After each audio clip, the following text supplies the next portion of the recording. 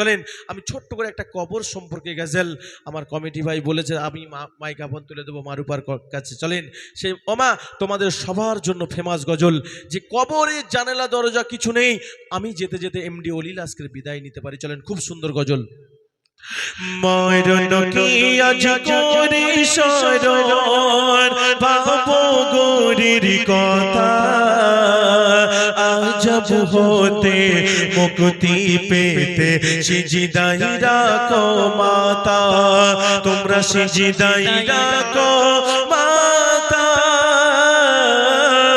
নইলে স্বপ্ন হবে বৃথা, দুদিনের জিন্দেগানি, দুদিনের জিন্দেগানি যেতে হবে ছেড়ে, মৌতের পরে সাদের বদন পোকাই খাবে কুরে, কেউ বুঝবে না দুঃখ সেদিন, কেউ বুঝবে না দুঃখ সেদিন, কেউ বুঝবে না ব্যথা, আজব হতে মুক্তি পেতে সিজদাই রাখো মাথা। আব্বা জান ওইটা বন্ধ করে চেপে দেন। আব্বা জান আমরা জানাজারে উপস্থিত হয়েছি তো বাপ। আচ্ছা বলেন তো, যেখানে দাও মানে গোসল দেয়া হয় দেখবেন 3 দিন আলো দেয়, আগে কেরাসিন লম্পর ছিল এখন ইলেকট্রিক উঠে গেছে, কিন্তু আমরা মাইয়াতকে যখন মারা যায় কান্না করে, কিন্তু যারা যারা কাঁদে কিন্তু সেই মাইয়াত বুঝতে পারে এবং চোখই দেখতে পায় না, কথা বলতে পারে না, ওখান থেকে নিয়ে চলে যাচ্ছে গোসল দিতে, ওখান থেকে নিয়ে যাচ্ছে মা জানাজার নামাজ পড়তে, ওই মাইয়াত মনে করে সবাই আমার সাথে যাবে, সবাই চলে যাচ্ছে কবরস্থানে, যখন মাইয়াতকে নামাচ্ছে আমাদের যুবকরা যখন কবরের দিকে লক্ষ্য করি আমাদের কলজেটা বুকটা ফেটে যায়, আল্লাহ আমাদেরকে একদিন এই গহীন কবরে চলে যেতে হবে। যদি আমার মায়েরা দেখতো চকি কবরটা, ওরা আম্মাজান ফাতেমা হয়ে যেত, ওরা নামাজি হয়ে যেত।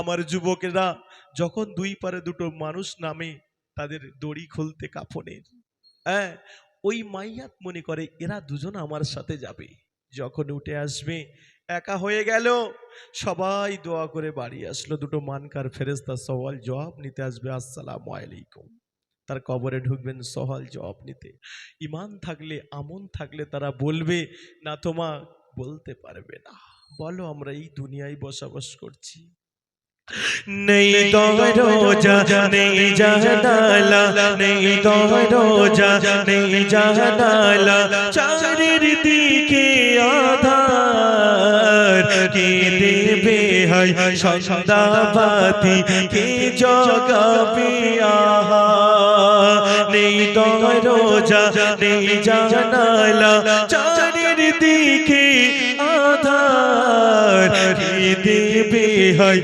সন্ধ্যাবাতি, ওমাকে জগাবে আহা, পিপাসায় পেটে যাবে বুক, ভাঙবে বুকের সাদা, আজব হতে মুক্তি পেতে সিজদাই রাখো মাতা।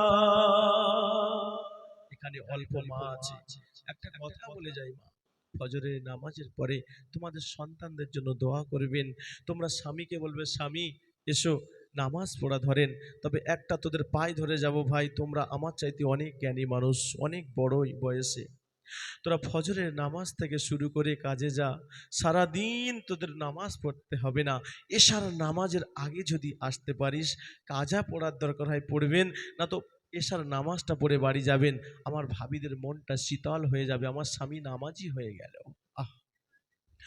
আমল বিনা কেউ হবে না, আমল বিনা কেউ হবে না, আহতার গোরের সাথে সাপের ছোবলে বিচার কবরে কাটবে দিবারাতি, একিনি মনে নাও না চুমি কুরআনের পাতা, আজব হতে মুক্তি পেতে সিজদাই রাখো মাথা।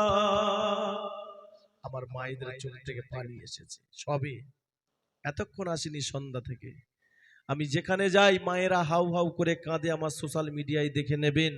আজকের আমি সবে গভীর রাতে পেয়েছি একটা মাকে। এই দুটো কাঁধে দুটো ফেরেশতা আসেন জানো তো বাবা। যখন আমরা শুতে যাই আমার মায়েরা বলবে, ওগো স্বামী ফোনটা একটু দেন না দেখি। ওমা, তোদের পায়ে ধরে বলে যায়, হাতে ধরে বলে যায় মা, স্বামীদেরকে শুইয়ে বলবে তুমি ওই তওবাটা বলো দিন স্বামী, আমি শুনবো। তুমি ঘুমের দোয়াটা বড়। ওই যে ঘুমোতে আমরা যদি ঘুমিয়ে পড়ি, আল্লাহ যদি মরণের ডাক এসে যাই মরে যাব, ওই যে তওবা পড়ে নেব, ঘুমের দোয়াটা পড়ে নেব, তখন আমরা পড়ে নিলে কোনো চিন্তা নেই। অনেক মায়েরা ফোন দেখতে দেখতে, যুবকরা ফোন দেখতে দেখতে ঢিপ গাজিকে ফোন উঠে যায়, ফের আবার দেখতে চায়। কিন্তু একটা ফেরেশতা বলবে, দেখ তোর মমিন ঘুমের দোয়া পড়ে না, তোর মমিন দেখ তওবা পড়ে না। বলছে দাঁড়া, টাইম দেও পড়বে। আহ, ওর কথাটা ও রাখলো না। ওই ফেরেশতাটা হাসবে, মজা নেবে। এই আমরা মুসলিম। শয়তানের মোহে পড়ে দিনকে ভুলে গেলে, বলছে কোরআন ধরলে সবর খোদা যে মেলে। শয়তানের মোহে পড়ে দিনকে ভুলে গেলে, বলছে কোরআন ধরলে সবর খোদা যে মেলে। তিনি মনে নাও না চুমে পা কোরআনের পাতা, আজব হতে মুক্তি পেতে সিজদাই রাখো মাথা। খুশি আছি। দেখেন সবাই ঝিমিয়ে গেল, এদের মনটা